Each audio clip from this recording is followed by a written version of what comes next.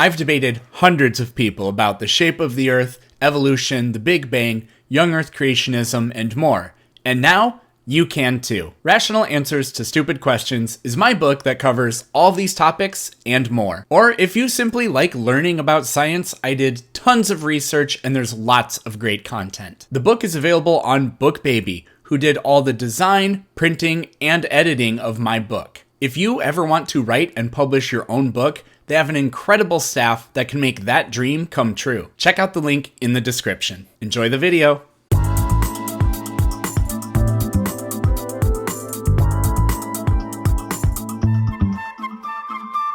So what do you see that's the problem as a teacher that's like creating these people that lack critical thinking? Do you think we need philosophy in schools more? Oh, I think teaching critical thinking would be good, but I think that's just kind of I think that's a reactive problem and not a proactive or a reactive. It's like a Band-Aid. It's not proactive. From what I've seen, I think the problems we have with schooling is, we have a lot of single family homes and even families that are together. It's very hard for them to be invested a lot in their children because of how much parents have to work, and how much they just simply can't afford to provide, things for their children to try to enrich their experiences. I mean, we see this, the data bears this out, wealthy kids, while they're on summer break, actually make gains in their reading comprehension, for example, and poor kids end up, when the next school year starts, they've basically lost, they're at the halfway point from the grade they were just in when the new school year starts. So they're perpetually getting farther behind, and people with a lot of resources and privileged people, I don't like terminology like that because I'm not an SJW, but people with privileged lives or whatever leap ahead. And it's unfair in a sense. I don't think the system is necessarily designed to make these people fail, but that's what we're seeing. So I believe in a sort of I don't know what to do. I think child tax credits would be the best thing we could do to try to help that. Because what schools try to do is we pretend we are the environment, we can fix everything, but we only see our kids half the year and for 1/3 of the day. And we have no control over everything else. So I would rather have a system in place, nationally, a culture and whatever else, that brings us kids that are at a healthier, more productive, better level in the first place.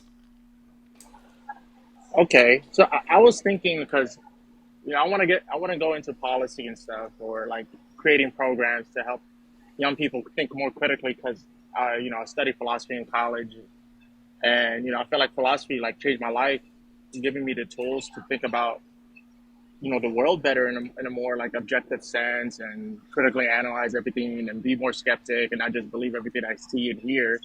I feel like without that tool, I'd be so much more gullible and believe in nonsense as I did at 18 before I studied philosophy.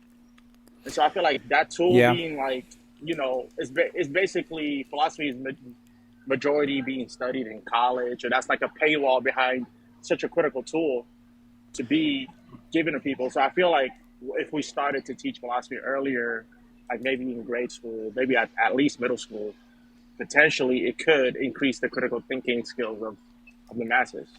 So I think possibly, but I actually am optimistic that teaching models are changing, and that we don't necessarily need that. So for example, I think the educational system for decades was stuck very much in this sort of, what do you want to call it? Sort of like the way we approached education, us teachers, we were kind of stuck in our ways, and we viewed ourselves as the gatekeepers of knowledge, and it's our job to present the knowledge and you will absorb it. Like we lecture to students, like what you get at college. And I'm seeing in high schools a push away for that, or a push away from that. And more of like a lot of models that center around like academic ownership on students where they do a lot of the work. They are forced to take information and construct arguments and ideas rather than being told them, because we're the experts. We know all of this stuff. And we tend to think if I just get really good at explaining it, and that's how I approached teaching for a long time. I'm extremely good at coming up with metaphors. I'm extremely good at finding real world examples. I'm extremely good at meeting them at their level and telling them something complex in a way they can understand. But all they're doing is passively absorbing that information and not doing anything themselves with it. So that's been the old model that we've been dogmatically stuck in for a long time. I see a transition away from that, and I think that's the best, healthiest thing we can do. And then there are just changes with the way we do things. Like, kids do things like they're engaged in, or they're in like mock trial, for example, where they have to actually argue things in court, debate and all that. And debate's been around forever, I guess, and not everybody does it. But I guess I'm kind of hopeful about the sort of pedagogical approaches, the new ones anyways, toward education. And that's going to do the types of things that just having a class on critical thinking would. Because what I'd rather do is them engage in critical thinking in all subject areas rather than keep everything the same, but now let's add a critical thinking class so that they're getting, instruction in or in practice with critical thinking. How about do it all the time instead of one class a day? So I would agree with you there. Like, you know how in elementary school you have one teacher for all your subjects, essentially. Like, what if you start there? You know what I'm saying? That way, it could seep into everything else because you'd remember with that same teacher the thing you learned. And then I would also say, like, I would also ask you, because I saw on TikTok this like principal teacher person. She was saying that there's like a epidemic in the United States for like children reading, like they don't know how to read at their level. Yeah, I was going to say that earlier. It's a huge national problem. Yep. So, do you see that in your classes too, or in your school? Yeah, I mean, I live in the Central Valley of California, and it's one of the poorest places in the entire country. So, that's kind of what you expect with a demographic like that. But this is a national problem, and more and more, I think the problem is like 10 years ago when I started teaching, we were kind of seeing this start to happen for the first time, and we wondered, we were like, these kids, they've been looking at iPads ever since they were in like 5th grade. And they're missing out on social interactions because of that, because they're not actually interacting with people in a real way, and they're not going outside exploring and playing. They're just talking to people on chats or through headphones or just watching PewDiePie videos or whatever.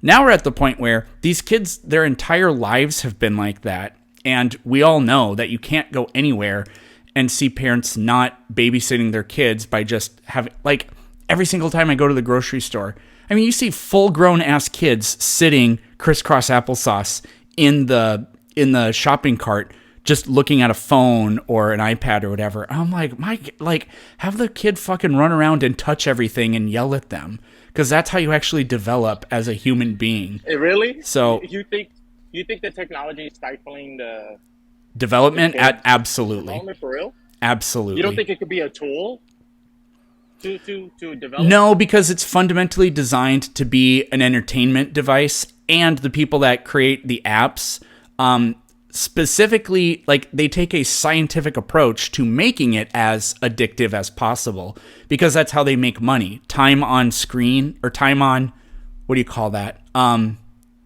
think, or time on app or whatever. that is their metric. That's what they want, because then you see more ads and then you're more likely to click them and make money. That is the business model of Facebook, Instagram, Twitter, TikTok, and all of those, every one of those platforms. Right, and there's probably it's probably as a result of like unlimited screen time, right? Like these parents are not probably monitoring as much as they should. Where if all they do was that, then that's a problem. But if they had like a healthy relationship with it, maybe they, there's like those I forgot what his term was, but like something circle where it's like this black little girl singing about educational songs and stuff like that, and then that gets kids excited about learning in that sense, where they watch YouTube videos of things like that.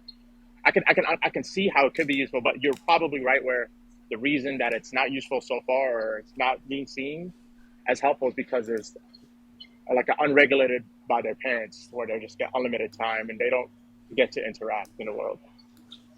Yeah, it's no good. It's kind of like weed, like you can't be killed by it, and it's not necessarily unhealthy, but it's not good for kids. It's definitely not good for kids. And it's not really good for young adults either, because what you can do is fall into stoner culture, because stoner culture is pretty interesting. Because it's not as debilitating as alcohol, but it really grinds your life down to a halt, because I was gonna say it slows your cognitive functions. Yeah, it's more of what I was thinking of. Like the stoner culture thing is like, you wake up, you smoke, and then you sit around for a while, and then afternoon rolls around and you smoke. And because like it takes nothing to do it. It costs a lot of money, but it takes nothing to do it. And what you start to do is you just start to disengage yourself from doing other things. And then next thing you know, you've spent the last 7 years on autopilot, and then it's like, oh, dude, fuck, It's kind of like that. Like the tech, like I'm trying to, why I brought that up was like, I'm trying to compare it to technology. It's not inherently bad, but we have this sort of runaway free for all. Like we don't know what we're doing with it. Well, some people, the people that make the stuff, they know exactly what they're doing.